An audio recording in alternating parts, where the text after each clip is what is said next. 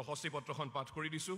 অসম চৰকাৰ সাংস্কৃতিক পৰিক্ৰমা বিভাগ মানৱ সেৱাই উৎকৃষ্ট সেৱা এই ভাৱকে সাৰোগত কৰি বিশিষ্ট শিক্ষাবিদ সমাজকৰ্মী শ্ৰীযুতা মিনতী বৰঠাকুৰে সুদীৰ্ঘকাল নিজকে মানৱ সেৱাৰ দিশত নিবিড়ভাৱে আৰু আন্তৰিকতাৰে নিয়োজিত কৰি ৰাখিছে। দীৰ্ঘকাল কৰ্কট ৰোগৰ দৰে এক ব্যাধিৰ সৈতে নিজে সংগ্ৰাম কৰিও এইগৰাকী অদম্য সাহসী ব্যক্তিত্বই কৰ্কট ৰোগীসকলৰ মনৰ পৰা এই ৰোগৰ প্ৰতি থকা ভয় সংশয় আঁতৰাই তেওঁলোকক মানসিকভাৱে সবল কৰি তোলাৰ বাবে নিৰন্তৰ সেৱা আগবঢ়াইছে। শ্ৰীযুতা মিনতী বৰঠাকুৰৰ সাহস আৰু উদ্যমেৰে গৰিমামণ্ডিত জীৱন উত্তৰ সাধকৰ বাবে প্ৰেৰণাৰ উৎস হৈ ৰ'ব। অসমৰ সমাজ জীৱনলৈ যোগাই অহা এই অমূল্য বৰঙণি স্বীকৃতি স্বৰূপে শ্ৰীযুতা মিনতী বৰঠাকুৰক বীৰাংগনা সাধনীৰ পবিত্ৰ স্মৃতিত আগবঢ়োৱা 2020 বৰ্ষৰ সন্মানীয় সতী সাধনী বঁটা প্ৰদান কৰি অসমৰ ৰাইজৰ হৈ অসম চৰকাৰে পৰম সন্তুষ্টি অনুভৱ কৰিছে। তেখেতৰ সুস্বাস্থ্য দীৰ্ঘায়ু কামনাৰে সৰ্বানন্দ সোণোৱাল, মুখ্যমন্ত্ৰী, অসম, 24 ডিচেম্বৰ 2020 ঢকুৱাখনা। শৰাই, প্ৰশস্তি পত্ৰ, চেলেং চাদৰ, 2 লাখ টকাৰ চেক এই বঁটাত আছে। আৰু আমাৰ পৰম শ্ৰদ্ধাৰ মিনতী বৰঠাকুৰ বাইদেউক অসম চৰকাৰৰ মাননীয় মুখ্যমন্ত্ৰী শ্ৰীযুত সৰ্বানন্দ সোণোৱাল প্ৰমুখ্যে বিশিষ্ট অতিথিসকলে আজিৰ অনুষ্ঠানত তেখেতক এই বঁটা প্ৰদান কৰি আমাৰ সকলোৰে হৈ কৃতজ্ঞতা জ্ঞাপন কৰিছে। এইবাৰ মিনতী বৰঠাকুৰ বাইদেউক আমি অনুৰোধ জনাইছোঁ অতি চমুকৈ তেখেতক অনুভৱ ব্যক্ত কৰিবলৈ।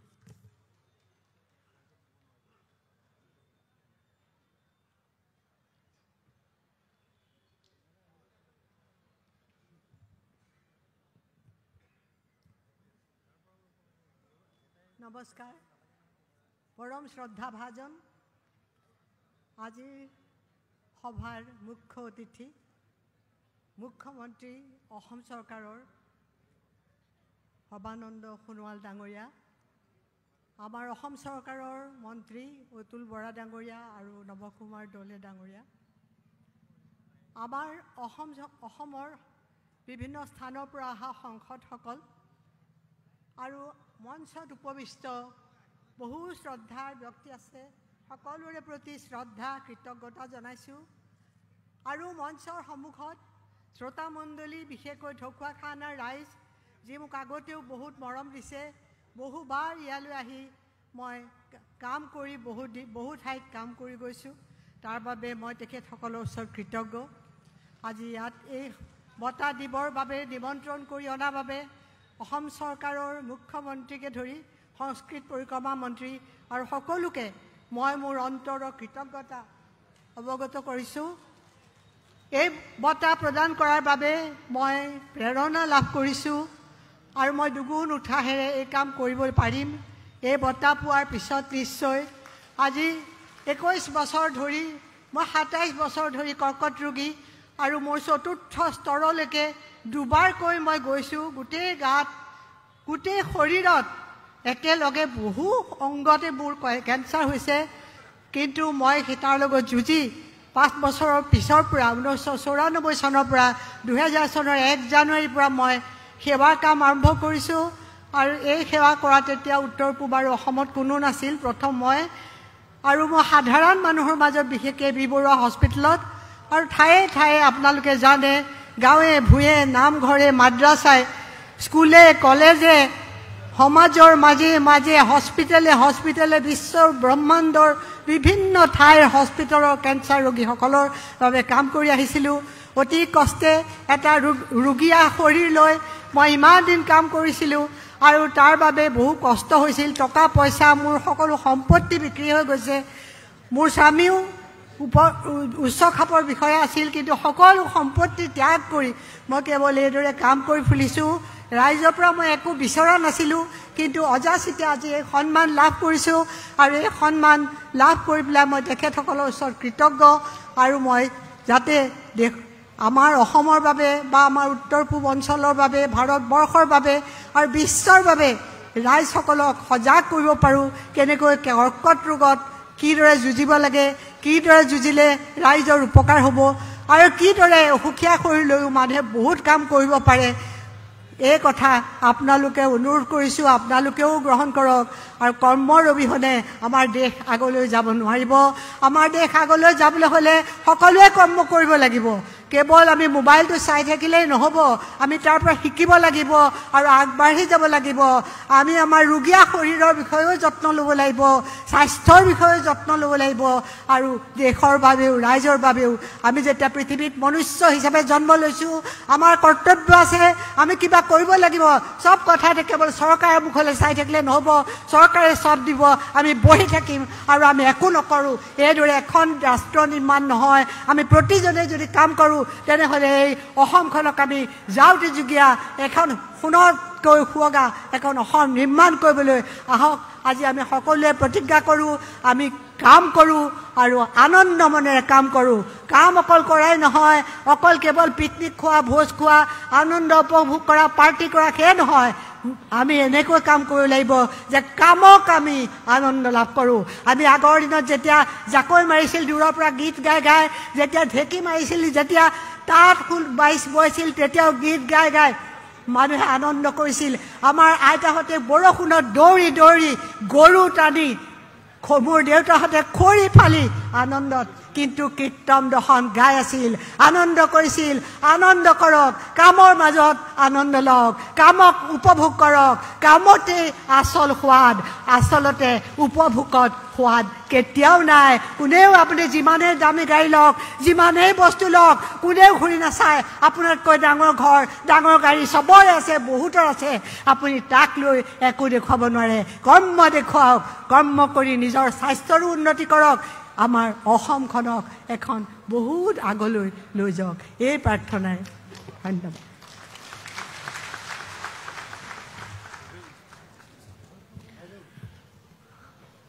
আন্তৰিক কৃতজ্ঞতা বাইদেউ, আপোনাক কৃতজ্ঞতা জ্ঞাপন কৰিছোঁ, সেৱা জনাইছোঁ। সৌভাগ্য হৈছিল আপোনাৰ ছাত্ৰ আমি, গতিকে আপোনাক দীৰ্ঘায়ু হওক, সুস্বাস্থ্যৰে থাকক, সেয়া কামনা কৰিছোঁ। এইবাৰ আমি সতী সাধনী বঁটা প্ৰদান অনুষ্ঠানৰ সৈতে সংগতি ৰাখি প্ৰকাশ কৰা স্মৰণিকা উন্মোচনৰ দিশে আগবাঢ়িছোঁ। সম্পাদনা কৰিছে নৃপেন শইকীয়াই। মাননীয় মুখ্যমন্ত্ৰী মহোদয় প্ৰমুখ্যে অতিথিসকলক অনুৰোধ কৰিছোঁ। সম্পাদনা কৰিছে নৃপেন শইকীয়াই। এই স্মৰণিকাখন উন্মোচন কৰিবলৈ মাননীয় মুখ্যমন্ত্ৰী মহোদয়ক অনুৰোধ জনাইছোঁ।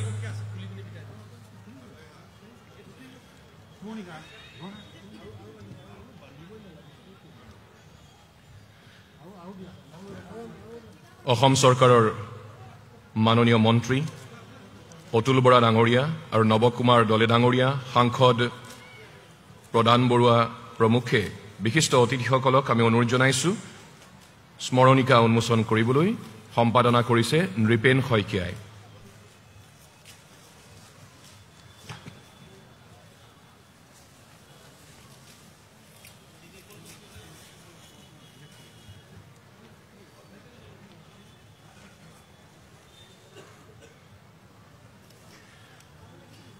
এয়া স্মৰণিকা উন্মোচন কৰা হৈছে বীৰাংগনা সতী সাধনী বঁটা প্ৰদান অনুষ্ঠানৰ সৈতে সংগতি ৰাখি প্ৰকাশ কৰা স্মৰণিকা মাননীয় মুখ্যমন্ত্ৰী ডাঙৰীয়াই উন্মোচন কৰিছে।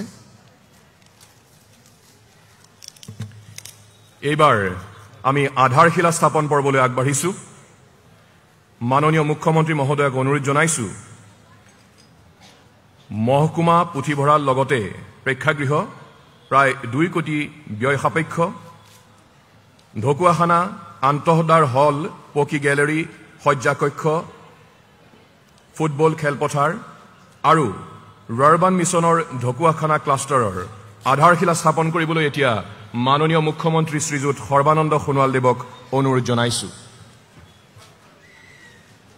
তেখেতক সহযোগ কৰি অংশগ্ৰহণ কৰিবলৈ মাননীয় মন্ত্ৰী অতুল বৰা ডাঙৰীয়া, নৱ কুমাৰ দলে ডাঙৰীয়া, প্ৰদান বৰুৱা ডাঙৰীয়া, ৰণোজ পেগু ডাঙৰীয়া প্ৰমুখ্যে মঞ্চত উপৱিষ্ট অতিথিসকলক অনুৰোধ জনাইছোঁ।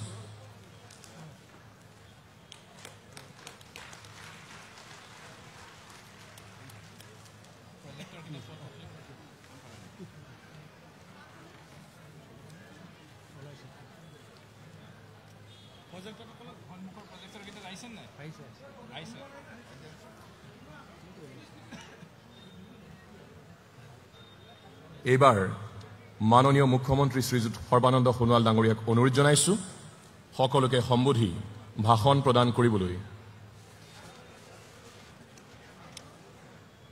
তেখেতৰ বক্তব্য শুনিবলৈ বিনম্ৰভাৱে ৰাইজ অপেক্ষা কৰি আছে।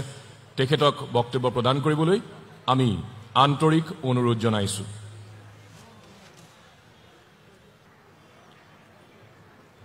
বীৰাংগনা সতীসাধিনীৰ পুণ্য স্মৃতিত অসম চৰকাৰে আগবঢ়োৱা 2020 বৰ্ষৰ সতীসাধিনী বঁটা প্ৰদান কৰাৰ এই পবিত্ৰ অনুষ্ঠানত মঞ্চত মোৰ সৈতে উপস্থিত থকা অসম চৰকাৰৰ মোৰ সতীৰ্থ কৃষিমন্ত্ৰী মাননীয় অতুল বৰা ডাঙৰীয়া, আজি অনুষ্ঠানৰ প্ৰধান উদ্যোক্তা ঢকুৱাখানা বিধানসভা সমষ্টিৰ সকলো জাতি জনগোষ্ঠীৰ অতি মৰমৰ আৰু আপোন কৰ্মদক্ষ অসম চৰকাৰৰ মোৰ সতীৰ্থ সাংস্কৃতিক গ্ৰামোন্নয়ন বিভাগৰ মন্ত্ৰী নৱকুমাৰ দলে ডাঙৰীয়া, কঠোৰ পৰিশ্ৰমী কৰ্ম উদ্যোগী লখিমপুৰ লোকসভা সমষ্টিৰ সাংসদ মাননীয় প্ৰধান বৰুৱা ডাঙৰীয়া, ধেমাজি বিধানসভা সমষ্টিৰ জনপ্ৰিয় বিধায়ক ডক্টৰ অনুজ পেগু ডাঙৰীয়া, আজিৰ সতীসাধিনী বঁটা প্ৰাপক শ্ৰদ্ধেয় মিন্নতী বৰঠাকুৰ ডাঙৰীয়ানী,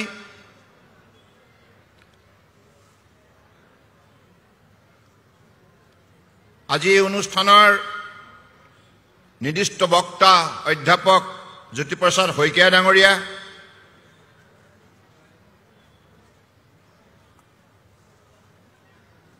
সদৌ চুতীয়া জাতি সন্মিলনৰ মাননীয় সভাপতি অমীয় বৰা ডাঙৰীয়া,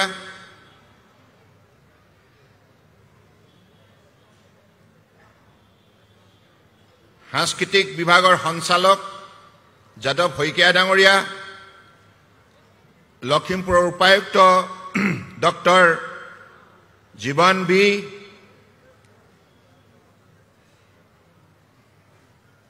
সদৌ চুতীয়া জাতি মহিলা সন্মিলনৰ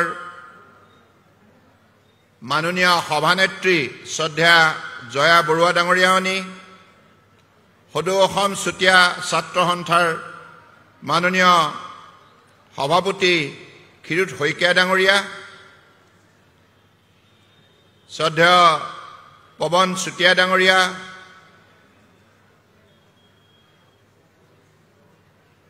কমল বৰা ডাঙৰীয়া, হৰেণ চুতীয়া ডাঙৰীয়া,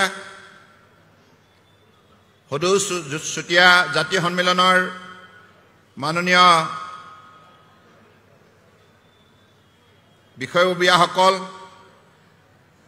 শ্ৰদ্ধেয় নিপেন খনিকৰ ডাঙৰীয়া, মনোজ বৰা ডাঙৰীয়া, শ্ৰীমতী অপৰ্ণা চুতীয়া ডাঙৰীয়ানী, শ্ৰদ্ধেয় ঢকুৱাখানা বিজেপিৰ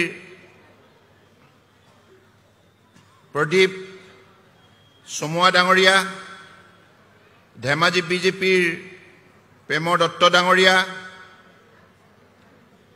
শ্ৰদ্ধেয় তুলন কোঁৱৰ ডাঙৰীয়া, গোহাঁই ডাঙৰীয়া, বসন্ত শইকীয়া ডাঙৰীয়া আৰু আজি এই অনুষ্ঠানত অংশগ্ৰহণ কৰা চুতীয়া জাতীয় সংগঠনৰ পৰম শ্ৰদ্ধাৰ বিষয়ববীয়াসকল, উপস্থিত ৰাইজ আৰু সাংবাদিক বন্ধুসকল, জয় জয়তে আজি শুভক্ষণত উপস্থিত থকা আপোনালোক সকলোৰে প্ৰতি মই মোৰ আন্তৰিক শ্ৰদ্ধা জ্ঞাপন কৰিছোঁ। বীৰাংগনা সতীসাধিনীলৈ মোৰ গভীৰ শ্ৰদ্ধাঞ্জলি জ্ঞাপন কৰিছোঁ। আজি এই সভাত মিনতি বৰঠাকুৰ ডাঙৰীয়ানী আৰু ডক্টৰ জ্যোতিপ্ৰসাদ শইকীয়া ডাঙৰীয়াই কেইটামান গুৰুত্বপূৰ্ণ কথা উল্লেখ কৰিছে তেখেতসকলৰ ভাষণ প্ৰসংগত। আমি সঁচাকৈ অসমৰ বৰাক ব্ৰহ্মপুত্ৰ পাহাৰ ভৈয়ামত বসবাস কৰা বিভিন্ন জাতি জনগোষ্ঠীৰ এইখন বৃহত্তৰ অসমীয়া সমাজ বহু ক্ষেত্ৰত আমি শক্তিশালী, কিন্তু আমি আমাৰ সমাজ জীৱনত বা আমাৰ ভূখণ্ডত থকা শক্তি সম্পদ সম্ভাৱনাৰ ক্ষেত্ৰত আমি ইমান সজাগতা প্ৰদৰ্শন কৰা নাই। এই শক্তিসমূহক উজ্জীৱিত কৰাৰ বাবে যি দৃঢ়তাৰে আমি আত্মনিয়োগ কৰিব লাগে, সেই আত্মনিয়োগ নকৰাৰ বাবে ভাৰতবৰ্ষৰ অন্যান্য ৰাজ্যবিলাকৰ তুলনাত আমি বহু বছৰ পিছ পৰি থাকিব লগা হ'ল। দেৰিকৈ হ'লেও মই অসমৰ ৰাইজৰ ওচৰত কৃতজ্ঞ। 2016 চনৰ পৰা পৰম শ্ৰদ্ধা ৰাইজ আপোনালোকে আমাক চৰকাৰ চলোৱাৰ দায়িত্ব প্ৰদান কৰিলে। বিজেপি নেতৃত্বাধীন মিত্ৰজোঁটৰ চৰকাৰখন গঠন হোৱাৰ পাছত আমি উপলব্ধি কৰিলোঁ যে মই যেতিয়া নিৰ্বাচনৰ ফলাফলবিলাকত দৃষ্টি নিক্ষেপ কৰিছিলোঁ, তেতিয়া এইখিনি কথা আমি উমান পাইছিলোঁ যে অসমৰ জাতি জনগোষ্ঠী খিলঞ্জীয়া ভূমিপুত্ৰসকলেও এইবাৰ ভাৰতীয় জনতা পাৰ্টী নেতৃত্বাধীন চৰকাৰখনক আন্তৰিকতাৰে আজি তেখেতসকলে সমৰ্থন জনাইছে। আৰু তেখেতসকলৰ সমৰ্থনৰ বাবেই 2016 চনত আমি AGP, বিজেপি, BPF, সন্মিলিত গণশক্তি, কাৰ্বি, ডিমাচা, তিৱা, ৰাভা, আমি সকলোৱে জাতি জনগোষ্ঠীয়ে মিলিত প্ৰচেষ্টাৰে চৰকাৰখন গঠন কৰিবলৈ সক্ষম হ'লোঁ। আৰু সেই মুহূৰ্ততে আমি উপলব্ধি কৰিছিলোঁ যে অসমৰ জাতি জনগোষ্ঠীসকলক লৈ আমি আলোচনাত বহিব লাগে আৰু তেখেতসকলৰ মনৰ কথাবিলাক আমি বুজাৰ বাবে প্ৰয়াস কৰিব লাগে। সেইবাবে আমি আমাৰ চৰকাৰত 3 মাহ হোৱাৰ পাছতে সহুদৰ নামেৰে অসমৰ 70টা জাতি জনগোষ্ঠীক লৈ আমি গুৱাহাটীৰ বুকুত 3দিনীয়া আলোচনা সভাত মিলিত হৈছিলোঁ। বৰাক ব্ৰহ্মপুত্ৰ পাহাৰ ভৈয়াম প্ৰতিটো প্ৰান্তৰ পৰা আহিছিল 70টা জনগোষ্ঠী।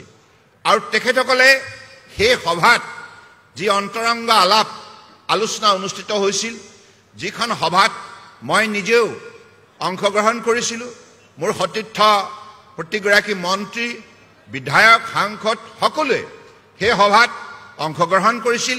মই অসম চৰকাৰৰ জ্যেষ্ঠ বিভিন্ন বিভাগৰ বিষয়াসকলকো সেই সভাত অংশগ্ৰহণ কৰাৰ বাবে নিৰ্দেশ দিছিলোঁ।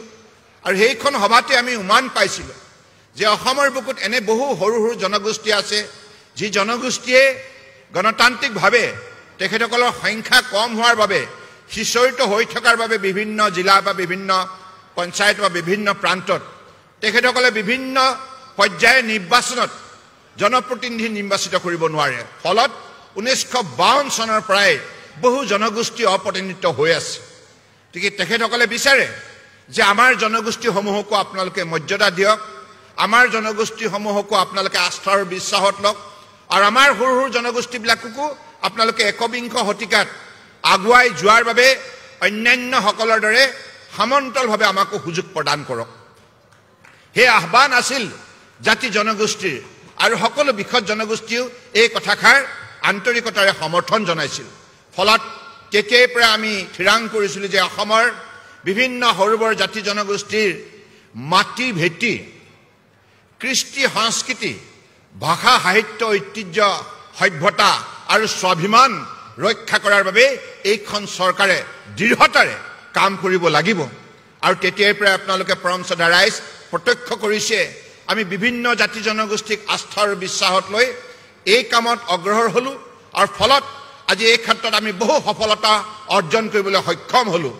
ইয়াৰে ফলশ্ৰুতিত আজি আমি বীৰাংগনা সতী সাধিনীৰ বঁটাও প্ৰৱৰ্তন কৰিলোঁ, আৰু এই সতী সাধিনীৰ উদযাপন কৰা দিনটোত আমি অসমৰ ৰাজ্যিক চৰকাৰে ইয়াক বন্ধ হিচাপে ঘোষণা কৰিলোঁ আৰু এইগৰাকী মহান বীৰাংগনাৰ স্মৃতিত গোলাঘাটত এখন বিশ্ববিদ্যালয় প্ৰতিষ্ঠা কৰাৰ আমি সিদ্ধান্ত গ্ৰহণ কৰিলোঁ এনেধৰণে অসমৰ বিভিন্ন জাতি জনগোষ্ঠী আহোমে হওক কোচ ৰাজবংশীয়ে হওক মটকে হওক মৰাঙে হওক চুতীয়াই হওক চাহ জনগোষ্ঠী আদিবাসীয়ে হওক বা কাৰ্বিয়ে হওক ডিমাচাই হওক বড়োৱে হওক ৰাভাই হওক বামুণে হওক কলিতাই হওক কেউটে হওক নাথ যোগীয়ে হওক গাৰু হওক ৰাভা হওক হৰণীয়া কছাৰী হওক মদাহী হওক এনেধৰণে আমি অসমৰ বুকুত বসবাস কৰা বিভিন্ন জাতি জনগোষ্ঠীৰ বাবে কোচ ৰাজবংশী হওক সকলোৰে বাবে এই কামত আমি আত্মনিয়োগ কৰাৰ ফলত আজি আমি কেইটামান কথাত বিশেষভাৱে লাভান্বিত হৈছোঁ যে আমি আমাৰ কাৰ্যকালত যি সমন্বয়ৰ বাতাবৰণ সৃষ্টি হৈছে ইয়াৰ ফলত আমি যোৱা 4.5 বছৰ দেখিলোঁ যে অসমৰ সকলো আনকি বৰাক ব্ৰহ্মপুত্ৰ পাহাৰ ভৈয়ামো একাকাৰ হৈ এই ক্ষেত্ৰত আন্তৰিকতাৰে অসমৰ উন্নয়নৰ যাত্ৰাত তেখেতসকলে খোজ দিছে আৰু মিলাপ্ৰীতিৰে থকাৰ সংকল্প আজি তেখেতসকলে গ্ৰহণ কৰিছে তাৰ বাবে কোনো জনগোষ্ঠীৰ মাজত সংঘাত নাই কোনো জাতিৰ নামত ভাষাৰ নামত ধৰ্মৰ নামত আমাৰ কাৰ্যকালত কোনো সংঘাত নাই বৰঞ্চ ৰাইজে বিভিন্ন সংকটপূৰ্ণ মুহূৰ্তত ধৈৰ্য সহকাৰে এই সমন্বয় ধাৰা অটুট ৰখাৰ বাবে সংকল্প প্ৰকাশ কৰিছে অংগীকাৰ তেখেতসকলে গ্ৰহণ কৰিছে গতিকে সেইবাবে মই বিশ্বাস ৰাখিছোঁ যে এইখন অসমে একবিংশ শতিকাত দৃঢ়তাৰে উন্নয়নৰ যাত্ৰাত আগুৱাই যাব পাৰিব আজি বীৰাংগনা সতী সাধিনীৰ তেখেতৰ আদৰ্শক আমি সৰুগত কৰি আগন্তুক দিনত কঠোৰ পৰিশ্ৰমৰ যোগেদি সততাৰ নিষ্ঠাৰে যদি আমাৰ বিভিন্ন কৰ্মক্ষেত্ৰত আমি আত্মনিয়োগ কৰোঁ নিশ্চিতভাৱে আমি সফলতাৰ দুৱাৰদলিত মৰ্যাদা সহকাৰে উপনীত হ'বলৈ সক্ষম হ'ম গতিকে সেই লক্ষ্যৰে অসমৰ বৰাক ব্ৰহ্মপুত্ৰ পাহাৰ ভৈয়াম সকলোকে একাকাৰ কৰি আগবাঢ়ি যোৱাৰ আমি চৰকাৰখনে সংকল্প লৈছোঁ অসমীয়া মাৰোৱাৰী বিহাৰী বঙালী পঞ্জাবী নেপালী হিন্দু মুছলমান খ্ৰীষ্টান বুদ্ধিষ্ট জৈন শিখ বিভিন্ন জাতি জনগোষ্ঠী অন্যান্য পিছপৰা সম্প্ৰদায় জনজাতি অনুসূচিত জাতি বিভিন্ন জাতি উপজাতিক ঐক্যবদ্ধ প্ৰচেষ্টাৰে আমি একত্ৰিত কৰি আগন্তুক দিনত অসমৰ শক্তি বৃদ্ধি কৰাৰ যাত্ৰাত এইখন চৰকাৰে দৃঢ়তাৰে পদক্ষেপ গ্ৰহণ কৰিছে পৰম শ্ৰদ্ধা ৰাইজ কেৱল আমি আপোনালোকৰ সহযোগিতা প্ৰাৰ্থনা জনাইছোঁ ৰাইজেও সংকল্প ল'ব লাগিব মই সকলো সভাতে এই কথা আন্তৰিকতাৰে ব্যক্ত কৰি আহিছোঁ উঠি অহা প্ৰজন্মই শিক্ষাক প্ৰাধান্য দিব লাগিব পঢ়াৰ প্ৰতি মাতৃ পিতৃ আৰু শিক্ষক শিক্ষয়িত্ৰীসকলে ছাত্ৰ ছাত্ৰীসকলৰ ধাউতি বৃদ্ধি কৰাৰ কামত আত্মনিয়োগ কৰিব লাগিব কাৰণ শিক্ষাৰ যোগেদিহে আমি শক্তিশালী হ'ম শিক্ষাৰ অবিহনে কেতিয়াও আমি শক্তিশালী হ'ব নোৱাৰোঁ কাৰণ শিক্ষাৰ যোগেদি জ্ঞান আহৰণ কৰিম জ্ঞান আহৰণ কৰিলে ব্যক্তিত্ব নিৰ্মাণ হ'ব জ্ঞানী গুণী হৈ আমি বিশ্বজয় কৰাৰ বাবে সংকল্প গ্ৰহণ কৰিব পাৰিম গতিকে সেই লক্ষ্যৰে মই বিশেষভাৱে চুতীয়া জনগোষ্ঠীকো আন্তৰিকতাৰে আহ্বান জনাইছোঁ আপোনালোকে উঠি অহা প্ৰজন্মক বিশেষভাৱে উৎসাহিত কৰক চুতীয়া সম্প্ৰদায় মাজত যি শক্তি নিহিত হৈ আছে আপোনালোকৰ মাজত যি সম্ভাৱনা আছে ইয়াক উজ্জীৱিত কৰিবৰ বাবে কৰ্ম সংস্কৃতিৰ যোগেদিহে আমি আগন্তুক দিনত আমাৰ ব্যক্তিত্ব শক্তিশালী ৰূপত প্ৰদৰ্শন কৰিবলৈ সক্ষম হ'ম সফলতাৰ দুৱাৰদলিত উপনীত হৈ অসমীয়া জাতিৰ শক্তি বৃদ্ধি কৰাৰ কামত উল্লেখযোগ্য বৰঙণি আগবঢ়াব পাৰিম গতিকে সেই ধ্যান ধাৰণাই মই ভাবোঁ আপোনালোকে আজি দিনটোতে সংকল্প ল'ব লাগিব অসমীয়া জাতীয় সংকল্প ল'ব লাগিব কাৰণ আমাৰ স্বৰ্গদেউ চাওলুং চুকাফাই যেনেধৰণে বিভিন্ন জাতি জনগোষ্ঠীক ঐক্যবদ্ধ কৰি বৰ অসম নিৰ্মাণ কৰাৰ যাত্ৰা ত্ৰয়োদশ শতিকাতে আৰম্ভ কৰিছিল সেই যাত্ৰাক আমি আগুৱাই নিব লাগিব আজি মাননীয় প্ৰধানমন্ত্ৰী ডাঙৰীয়াই ভাৰতবৰ্ষৰ 135 কোটি জনগণক বিভিন্ন জাতি জনগোষ্ঠী ভাষাভাষী ধৰ্মাৱলী লোকক সবকা সাথ সবকা বিকাশ সবকা বিশ্বাস নীতিৰে আজি ঐক্যবদ্ধ কৰি বিশ্বজয় কৰাৰ দিশত দৃঢ়তাৰে আগুৱাইছে আজি বিভিন্ন কৰ্মক্ষেত্ৰত ভাৰতবৰ্ষৰ জিলিকি উঠিছে সেই মাননীয় প্ৰধানমন্ত্ৰী ডাঙৰীয়াৰ সেই সাৰ্বজনীন নীতিক সৰুগত কৰি আমিও স্বৰ্গদেউ চাওলুং চুকাফাই প্ৰৱৰ্তন কৰা সেই সাৰ্বজনীন নীতিৰ দ্বাৰা সমাজ গঠন প্ৰক্ৰিয়াত আমি আন্তৰিকতাৰে আত্মনিয়োগ কৰিছোঁ। আজি বৰাক ব্ৰহ্মপুত্ৰ পাহাৰ ভৈয়াম একাকাৰ হৈ যোৱাৰ এটা শক্তিশালী পৰিৱেশ সৃষ্টি হৈছে। এইটো অসমীয়া জাতিৰ বাবে কিমান আনন্দৰ মুহূৰ্ত। আৰু এনেধৰণে আমি ঐক্যবদ্ধ হৈ আমাৰ ভৱিষ্যতৰ দিনত বিভিন্ন বিষয়ত আজি শিক্ষাই হওক, সংস্কৃতিয়ে হওক, আধ্যাত্মিকতাই হওক, কৃষিয়ে হওক, বিজ্ঞান হওক, প্ৰযুক্তি হওক, ব্যৱসায় বাণিজ্যই হওক, মহাকাশ গৱেষণাই হওক, আমি বিভিন্ন ধৰণে আমাৰ উঠি অহা প্ৰজন্মক আমি শক্তিশালী ৰূপ দিব লাগিব। গতিকে শক্তিশালী ৰূপ দিয়াৰ বাবে ল'ৰালি কালৰ পৰাই বিশেষ যত্ন ল'ব লাগিব। শিক্ষাৰ লগতে আমি ছাত্ৰ ছাত্ৰীসকলক ক্ৰীড়াৰ প্ৰতি আৰু সংস্কৃতিৰ প্ৰতি আগ্ৰহী কৰি তুলিব লাগিব। কাৰণ শিক্ষা, ক্ৰীড়া আৰু সংস্কৃতি এই তিনি শক্তিৰ মহামিলনে সম্পূৰ্ণৰূপে ব্যক্তিত্ব নিৰ্মাণ কৰিব পাৰে। মানৱ জীৱনৰ এটা শক্তিশালী ব্যক্তিত্ব নিৰ্মাণ কৰিব লগা হ'লে এই তিনিটা বিষয়বস্তুৰ ক্ষেত্ৰত আমি পাকৈত হ'ব লাগিব। কাৰণ যুগটো হৈছে প্ৰতিযোগিতাৰ। একবিংশ শতিকাত বিজ্ঞানৰ প্ৰযুক্তিবিদ্যাৰ এইখন পৃথিৱীত আমি প্ৰতিযোগিতাত অৱতীৰ্ণ হৈ আমাৰ শ্ৰেষ্ঠতা প্ৰদৰ্শন কৰিব লাগিব। গতিকে সেই লক্ষ্যৰে আমি আমাৰ উঠি অহা প্ৰজন্মক গঢ় দিব লাগিব। মই বিশ্বাস ৰাখিছোঁ এই ক্ষেত্ৰত আপোনালোকে এই শুভক্ষণত যদি প্ৰকৃতাৰ্থত বীৰাংগনা সতী সাধিনীক শ্ৰদ্ধাঞ্জলি জনাব বিচাৰে তেতিয়াহ'লে এইখিনি সংকল্প আপোনালোকে ল'ব লাগিব। কাৰণ অসমৰ বুকুত বসবাস কৰা ৭০ লাখ পৰিয়াল, প্ৰায় ৩,৫০,০০,০০০ লোক, এই সমাজখনক প্ৰাণৱন্ত কৰি তুলিব লাগিব। আৰু সুদাকান্ত ডক্টৰ ভূপেন হাজৰিকাৰ ভাষাৰে জিলিকাব লুইতৰে পাৰ, লুইতৰ পাৰটো, বৰাকৰ পাৰটো আমি বিশ্বৰ বুকুত জাকত জিলিকা কৰি তুলিব লাগিব। জাকত জিলিকা কৰিব লগা হ'লে উন্নত মানদণ্ডৰ মানৱ সম্পদ ইয়াত গঢ় দিব লাগিব। আৰু সেই উন্নত মানদণ্ডৰ মানৱ সম্পদ যদি গঢ় দিব লগা হয়, শিক্ষাৰ যোগেদি আমি অগ্ৰসৰ হ'ব লাগিব। আৰু কঠোৰ পৰিশ্ৰমৰ যোগেদি আমাৰ জীৱনলৈ পৰিৱৰ্তন অনাৰ বাবে কৰ্ম সংস্কৃতিক প্ৰাধান্য দিব লাগিব। সততাৰ নিষ্ঠাৰে কাম কৰিব লাগিব। তেতিয়াহে জীৱনত সকলোৱে আনন্দ বুটলিবলৈ সক্ষম হ'ব। আৰু জীৱনত তেতিয়া সম্পূৰ্ণৰূপে তেখেতসকলৰ জীৱন সাৰ্থক কৰি তুলিবলৈ সক্ষম হ'ব।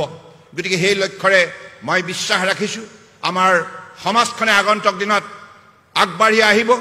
আৰু আজিৰ তাৰিখত আপোনালোকে জানে যে অসমৰ বুকুত যাতে খিলঞ্জীয়া ভূমিপুত্ৰসকল সৰ্বকালৰ কাৰণে সুৰক্ষিত হৈ থাকে, তাৰ বাবে এইখন চৰকাৰে গভীৰ উপলব্ধিৰে আজি খিলঞ্জীয়া ভূমিপুত্ৰসকলক আমি সামাজিক নিৰাপত্তা প্ৰদান কৰাৰ প্ৰয়াস কৰিছোঁ।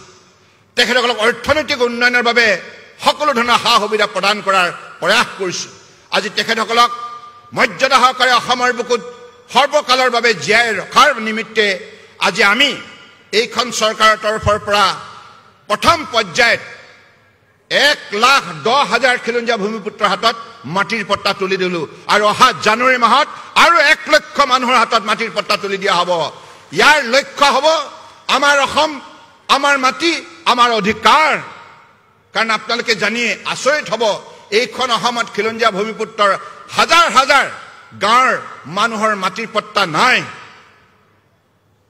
আৰু 1952 চনৰ পৰাই বহু গাঁও জৰীপ নোহোৱাকৈ থকাৰ বাবে মাটিৰ পট্টাৰ পৰা সেইসকল খিলঞ্জীয়া ভূমিপুত্ৰ বঞ্চিত হৈ আহিছিল। কিন্তু এইখন চৰকাৰেহে জৰীপ কৰা আৰম্ভ কৰিলে আৰু খিলঞ্জীয়া ভূমিপুত্ৰসকলক মাটিৰ পট্টা হাতত তুলি দি তেখেতসকলৰ মাটিৰ ওপৰত দখলী স্বত্ব নিশ্চিত কৰিলে আৰু সাংবিধানিক অধিকাৰ প্ৰদান কৰি সামাজিক নিৰাপত্তা তেখেতসকলক নিশ্চিত কৰি তুলিলে। গতিকে পৰম শ্ৰদ্ধা ৰাইজ, আমি আগন্তুক দিনত সেই লক্ষ্যৰে চৰকাৰখন আগুৱাই নিম। কাৰণ আমাৰ প্ৰধান উদ্দেশ্য হৈছে যে অসমীয়া জাতিৰ স্বাভিমান ৰক্ষা কৰি এই জাতিক উন্নয়নৰ দিশত দৃঢ়তাৰে আগুৱাই নিয়া।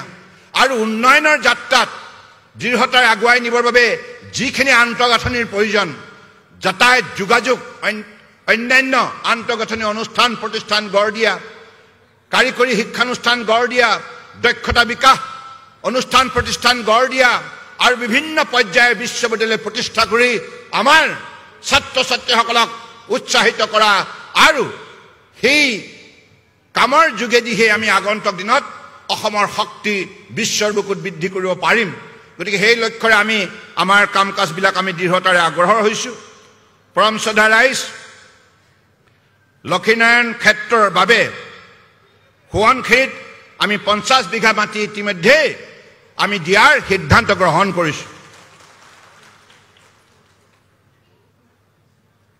আৰু ঢকুৱাখানা সাধনী ভৱন প্ৰাংগণত প্ৰতিপত্তি নিৰ্মাণৰ বাবে 10 লাখ টকাৰ ইতিমধ্যে অনুদান আগবঢ়োৱা হৈছে এইবিলাক কাম আমি আমাৰ মহান মনীষীসকলক প্ৰবাদ পুৰুষসকলক আমাৰ মাজত সজীৱ কৰি ৰখাৰ একোটা প্ৰচেষ্টা কিন্তু আমি মৌলিক কাম যিখিনি কৰিব লগা আছে আমাৰ ভৱিষ্যত জীৱন শক্তিশালী কৰাৰ নিমিত্তে ইয়াৰ বাবে শিক্ষাক পুনৰবাৰ মই কৈছোঁ আপোনালোকে প্ৰাধান্য দিয়ক কাৰণ আমি এই কথা উপলব্ধি কৰিছোঁ আজি যুক্ত প্ৰতিযোগিতাৰ আপুনি যিকোনো পৰীক্ষাত আপোনাৰ শ্ৰেষ্ঠতা প্ৰদৰ্শন কৰিব নোৱাৰিলে আপুনি বিফল হ'ব গতিকে সেই শ্ৰেষ্ঠতা প্ৰদৰ্শন কৰিবৰ বাবে আপোনাৰ ব্যক্তিত্ব শক্তিশালীৰ ওপৰত গঢ় দিব লাগিব বৌদ্ধিক দিশত আপুনি আপোনাৰ পাৰদৰ্শিতা দেখুৱাব লাগিব আৰু বৌদ্ধিক দিশত পাৰদৰ্শিতা দেখুৱাবৰ বাবে শিক্ষাৰ যোগেদি নিজৰ ব্যক্তিত্ব নিৰ্মাণ কৰিব লাগিব গতিকে সেইবাবে লৰালি কালৰে পৰাই আমাৰ মাতৃ পিতৃসকলে শিক্ষক শিক্ষয়িত্ৰীসকলে ছাত্ৰ ছাত্ৰীসকলক পুত্ৰ কন্যাক বিশেষভাৱে যত্ন ল'ব লাগিব আৰু তেখেতসকলৰ ভৱিষ্যতৰ পৰিকল্পনা আপোনালোকে প্ৰস্তুত কৰিব লাগিব চৰকাৰৰ তৰফৰ পৰা আমি সা সুবিধা দিম বিনামূলীয়া নামভৰ্তি বিনামূলীয়া পাঠ্যপুথি বিনামূলীয়া ইউনিফৰ্ম জলপানী হোষ্টেলৰ খৰচ পৰ্যন্ত বহন কৰাৰ এইখন চৰকাৰে দায়িত্ব লৈছে আৰু যিসকলে উচ্চতৰ মাধ্যমিক বিদ্যালয়ত প্ৰথম স্থান দখল কৰিছে 22,445 গৰাকী স্কুটি আমি যোগান ধৰি তেখেতসকলক উৎসাহিত কৰিছোঁ ভৱিষ্যতৰ দিনত যাতে আৰু ফলাফল তেখেতসকলে ভাল কৰে কিন্তু সেইখিনি যথেষ্ট নহয় আটাইতকৈ গুৰুত্বপূৰ্ণ কামটো মাতৃ পিতৃয়ে কৰিব লাগিব শিক্ষক শিক্ষয়িত্ৰীসকলে কৰিব লাগিব আপোনালোকে নীতি শিক্ষা দিব লাগিব আধ্যাত্মিকভাৱে লৰালি কালৰে পৰা পুত্ৰ কন্যাক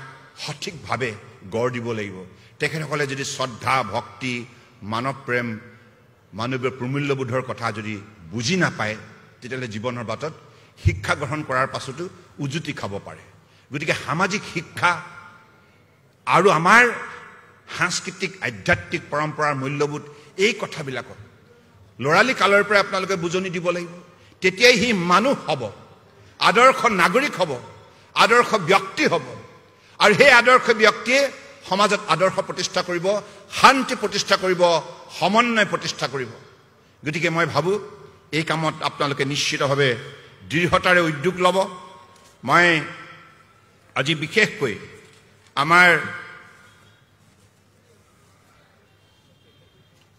আমাৰ মিনতী বৰঠাকুৰ বাইদেউ যিগৰাকী বাইদেৱে 27 বছৰ কাল কৰ্কট ৰোগৰ সৈতে যুঁজিব লগা হৈছিল 27 বছৰ এবছৰ দুবছৰ নহয় তেখেতৰ দৃঢ়তা সবলতাৰ কথা আমি মানৱ সমাজে উচ্চস্বৰে প্ৰশংসা কৰিবই লাগিব বহু ব্যক্তি কৰ্কট ৰোগ হোৱা বুলি ক'লে সম্পূৰ্ণ ভাগি পৰে মানসিকভাৱে দুৰ্বল হৈ যায় তেখেতসকলে ভাবে যে কৰ্কট ৰোগ হ'ল যেতিয়া মোৰ জীৱন আৰু সীমাবদ্ধ হৈ আহিল মই আৰু জীৱনটো আগুৱাই নিব নোৱাৰো কিন্তু আজি মিনতী বৰঠাকুৰ বাইদেৱে এই কথা প্ৰমাণ কৰিলে মনোবল ধৈৰ্য আৰু সবলতা যদি থাকে মানুহৰ নিষ্ঠা যদি থাকে একাগ্ৰতা যদি থাকে সাধনা যদি থাকে তেতিয়াহ'লে মানুহে জীৱনৰ যিকোনো দুৰ্যোগ যোগ্যতাৰে প্ৰত্যুত্তৰ দিব পাৰে যিকোনো প্ৰত্যাহ্বানৰ বলিষ্ঠতাৰে সন্মুখীন হৈ ইয়াক সফলতাৰে অতিক্ৰম কৰিব পাৰে তাৰ জ্বলন্ত উদাহৰণ হৈছে মিনতী বৰঠাকুৰ বাইদেউ আপোনালোকে সকলোৱে হাত তালি মাৰি থিয় হৈ আপোনালোকে নিজ স্থানত থিয় হৈ সকলোৱে তেখেতক শ্ৰদ্ধা নিবেদন কৰক হাত তালি দি আজি হয়তো বীৰাংগনা সতী সাধিনীও আত্মাই শান্তি পাইছে আমি এনে এগৰাকী বীৰাংগনাক আমি সতীসাধিনীৰ বঁটা অৰ্পণ কৰিছোঁ, যিগৰাকীয়ে আজি একবিংশ শতিকাত কৰ্কট ৰোগৰ বিৰুদ্ধে যুঁজি সফলতা অৰ্জন কৰিছে। আজি তেখেতৰ বক্তব্য কিমান তেজস্বী বক্তব্য দিছে, শব্দৰ ধ্বনি শুনি মই বিশেষভাৱে উৎসাহিত হৈছোঁ। বাইদেউ, আপোনাক ঈশ্বৰে সদায় এনেধৰণে ৰাখক আৰু সবল কৰি ৰাখক। দেশ বিদেশত গৈ তেখেতে বিনামূলীয়াভাৱে কৰ্কট ৰোগত আক্ৰান্ত হোৱা লোকক মনোবল প্ৰদান কৰিছে। নৃত্য গীতৰ যোগেদিও তেখেতসকলৰ মনোবল বৃদ্ধি কৰিছে। আৰু বিবৰুৱা কেঞ্চাৰ প্ৰতিষ্ঠানত তেখেতে প্ৰায় গৈ সেই প্ৰতিষ্ঠানত আক্ৰান্ত হৈ থকা কৰ্কট ৰোগৰ ৰোগীসকলক মনোবল যোগান ধৰাৰ বাবে নিস্বাৰ্থভাৱে দীৰ্ঘদিন ধৰি কাম কৰি আহিছে। এইগৰাকী মহান আমাৰ আদৰ্শ নাৰী মিনতী বৰঠাকুৰ, আমি সকলোৱে তেখেতৰ আদৰ্শৰে আগন্তুক দিনত আমাৰ জীৱন দৃঢ়তাৰে আগুৱাই নিয়াৰ সংকল্প গ্ৰহণ কৰিব লাগে। আৰু আমিও জীৱনৰ বাটত কিবা এটা প্ৰত্যাহ্বান আহিলে ভয় খাব নালাগে।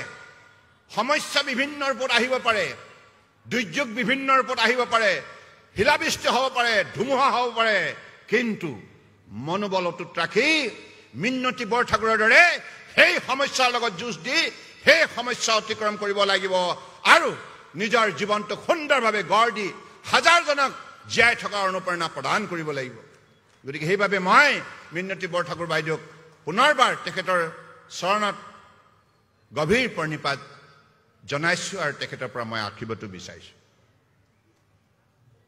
গতিকে আজি এই শুভখনত ঢকুৱাখানাবাসী ৰাইজ, আপোনালোকক এটি কথা কওঁ, এই ঢকুৱাখানাত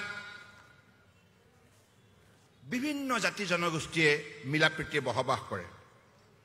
মই হিচাপ কৰিছোঁ কিমান জনগোষ্ঠী আছে। ইয়াতে আছে মিচিং আছে, আহোম আছে, চুতীয়া আছে, বড়ো আছে, সোণোৱাল কছাৰী আছে, কোচ আছে, বামুণ আছে, কায়স্থ আছে, কলিতা আছে, কৈবত্ৰ আছে, চাহ জনগোষ্ঠী আছে, নেপালী আছে, হাজং আছে, বিহাৰী আছে, মাৰোৱাৰী আছে, নাথ যোগী আছে, আৰু ধৰ্মীয় সংখ্যালঘু সম্প্ৰদায়ৰ লোক আছে, দেউৰী আছে, কেউট আছে, খ্ৰীষ্ট ধৰ্মৰ লোকো আছে। ইমান সুন্দৰ এখন সমাজ এই ঢকুৱাখানা বিধানসভা সমষ্টি, ঢকুৱাখানা চাব ডিভিজন। গতিকে এইখন সমাজে যুগ যুগান্তৰ ধৰি মিলা প্ৰীতিৰে বসবাস কৰি আহিছে আৰু মহান মানৱীয় প্ৰমূল্যবোধৰ তেখেতসকলে আজি পৰিচয় দাঙি ধৰিছে। গতিকে সেইবাবেই এনেধৰণৰ মহান এখন সমাজ আজি আমাক বীৰাংগনা সতীসাধিনী দিৱস সফলতাৰে উদযাপন কৰাৰ বাবে যিখিনি এই ঢকুৱাখানাৰ ৰাইজে আন্তৰিকতা সহযোগিতা আগবঢ়ালে, মই প্ৰতিটো সম্প্ৰদায় প্ৰতিগৰাকী ব্যক্তিৰ শ্ৰীচৰণত গভীৰ কৃতজ্ঞতা জ্ঞাপন কৰিছোঁ, প্ৰণিপাত যাচিছোঁ, সকলোকে সেৱা জনাইছোঁ। আপোনালোকে এনেধৰণে মিলা প্ৰীতি থাকক। আপোনালোকৰ মিলা প্ৰীতি থকা দৃশ্যটো চাই অসমৰ বিভিন্ন প্ৰান্তত ৰাইজে এনেধৰণে মিলা প্ৰীতি থকাৰ সকলো সময়তে সিদ্ধান্ত গ্ৰহণ কৰিব। কাৰণ এইখন কেৱল ঢকুৱাখানাৰ বাবে নহয়, সমগ্ৰ অসমৰ বাবে, সমগ্ৰ ভাৰতবৰ্ষৰ বাবে, সমগ্ৰ বিশ্বৰ মানৱ সমাজৰ বাবে। সেইকাৰণে মাননীয় মোদী ডাঙৰীয়াই, আমাৰ আদৰ্শবাদী নেতা, অত্যন্ত নিষ্ঠাবান সৎ প্ৰধানমন্ত্ৰী নৰেন্দ্ৰ মোদী ডাঙৰীয়াই ভাৰতবৰ্ষত মহামানৱ মহাত্মা গান্ধীৰ নীতিৰে আজি গোটেই দেশখনক পৰিষ্কাৰ কৰা যি যাত্ৰা আৰম্ভ কৰিলে স্বচ্ছ ভাৰত অভিযানৰ যোগেদি, তেখেতে কৈছে স্বচ্ছতা হি সেৱা, য'ত পৰিষ্কাৰ তাতে সংস্কাৰ, অৰ্থাৎ পৰিষ্কাৰ পৰিচ্ছন্নতা ঈশ্বৰৰ পৰায়ণতা। গতিকে গোটেই ভাৰতবৰ্ষৰ মানুহৰ মাজত সেই সংস্কাৰ আনি মূল্যবোধ প্ৰতিষ্ঠা কৰিলে আৰু ফলত আজি ভাৰতবৰ্ষক বিশ্বগুৰু স্থানত অধিষ্ঠিত কৰাৰ যাত্ৰাত 135 কোটি জনগণক আস্থাৰ বিশ্বাসত লৈ আগবাঢ়িছে। গতিকে সেই আদৰ্শ আমি ঢকুৱাখানাতো আজি জীয়াই ৰাখিবলৈ সক্ষম হৈছোঁ। গতিকে এনেধৰণে অসমৰ বৰাক ব্ৰহ্মপুত্ৰ পাহাৰ ভৈয়াম 36খন জিলাৰ ৰাইজ সকলো ঠাইতে মিলা প্ৰীতিৰে থাকক, সেইটোৱে মই আন্তৰিকতাৰে কামনা কৰিছোঁ। আৰু আমি মিলা প্ৰীতিৰে থাকিলেহে বীৰাংগনা সতী সাধিনী আত্মাই শান্তি পাব। তাকেই কৈ মই আজি এই অনুষ্ঠান সুন্দৰভাৱে আয়োজন কৰাৰ বাবে আমাৰ সাংস্কৃতিক বিভাগৰ মন্ত্ৰী, এই ঢুকুৱাখানা ৰাইজৰ বাবে কঠোৰ পৰিশ্ৰম কৰা, বহু সফলতা কঢ়িয়াই অনা আমাৰ মন্ত্ৰী নৱকুমাৰ দলে ডাঙৰীয়াক মই আন্তৰিকতাৰে ধন্যবাদ জনাইছোঁ। ৰাইজ আপোনালোকে সদায় আশীৰ্বাদ দি থাকিব। আৰু আমাৰ কৰ্মদক্ষ কঠোৰ পৰিশ্ৰমী সাংসদ প্ৰধান বৰুৱা ডাঙৰীয়াও এই কামত যি আন্তৰিকতাৰে সহযোগিতা আগবঢ়ালে তেখেতকো মই ধন্যবাদ জনাইছোঁ। লগতে ডক্টৰ অনুজ পেগু, আমাৰ কাষতে থকা ধেমাজি সমষ্টিৰ জনপ্ৰিয় বিধায়ক, তেখেতো যিখিনি আন্তৰিকতাৰে এই অনুষ্ঠান সফল কৰাৰ বাবে সহযোগিতা আগবঢ়ালে তেখেতকো ধন্যবাদ জনাইছোঁ। আৰু সাংস্কৃতিক বিভাগৰ সঞ্চালকৰ লগতে প্ৰতিগৰাকী বিষয়া কৰ্মচাৰীক ধন্যবাদ জনাইছোঁ। আৰু জিলা লখিমপুৰ জিলা প্ৰশাসনকো তেখেতসকলে লোৱা পদক্ষেপৰ বাবে ধন্যবাদ জনাই মই আজি সভাত উপস্থিত থকা চুতীয়া জনগোষ্ঠীৰ জাতীয় সংগঠনসমূহক মই আন্তৰিকতাৰে শ্ৰদ্ধা আৰু কৃতজ্ঞতা জনাইছোঁ। আপোনালোকেও এই সভা সফল কৰাৰ ক্ষেত্ৰত উল্লেখযোগ্য ভূমিকা পালন কৰিছে। আৰু আজি নিৰ্দিষ্ট বক্তা জ্যোতিপ্ৰসাদ শইকীয়া আৰু আমাৰ বঁটাপ্ৰাপক মিনতী বৰঠাকুৰ বাইদেউ দুয়োগৰাকীকে মই পুনৰবাৰ আন্তৰিকতাৰে ধন্যবাদ জনাইছোঁ। আমাৰ মোৰ সতীৰ্থ মন্ত্ৰী অতুল বৰা ডাঙৰীয়া, তেখেত চুতীয়া সম্প্ৰদায়ৰ এগৰাকী ব্যক্তি, তেখেতো আজি আন্তৰিকতাৰে আপোনালোকক যিখিনি কথা সম্বোধন কৰিলে তাৰ বাবে তেখেতকো ধন্যবাদ জনাই উপস্থিত সমূহ ৰাইজৰ শ্ৰীচৰণত কৌটি কৌটি প্ৰণিপাত যাচি সকলোৰে আশীৰ্বাদ বিচাৰি মই মোৰ বক্তব্য সামৰিলোঁ। ধন্যবাদ। জয় আই অসম, জয় হিন্দ। মাননীয় মুখ্যমন্ত্ৰী মহোদয়ক ধন্যবাদ জনাইছোঁ। শান্তি সম্প্ৰীতিৰে বসবাস কৰি এই সম্প্ৰীতিৰ বাণী সমগ্ৰ অসমতে বিলাবলৈ আপোনালোকৰ প্ৰতি যি আহ্বান জনাইছে, নতুন প্ৰজন্মৰ প্ৰতি যি আহ্বান জনাইছে, তাৰ বাবে তেখেতক